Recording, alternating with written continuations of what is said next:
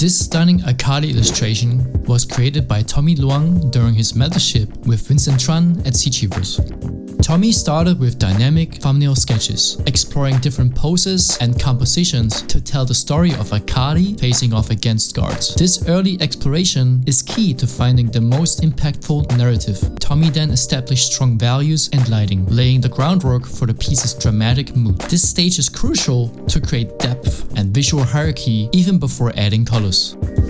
Tommy painted a gritty, futuristic environment using simple forms to block out the cityscape and achieve a greater sense of depth. The atmospheric perspective and smoke enhance the scene's mood and draw the viewer in. With a strong foundation, Tommy brought his vision to life with a striking color palette. Notice the balance between hard edges and soft brushwork, accentuating both the sleek, futuristic armor and scene's energy. The final illustration captures the intensity of the moment. The red laser beams cut through the rain-soaked cityscape, leading your eye directly to Akali. Tommy's attention to detail, from the glowing tech to the scattered raindrops, adds that extra layer of polish and realism.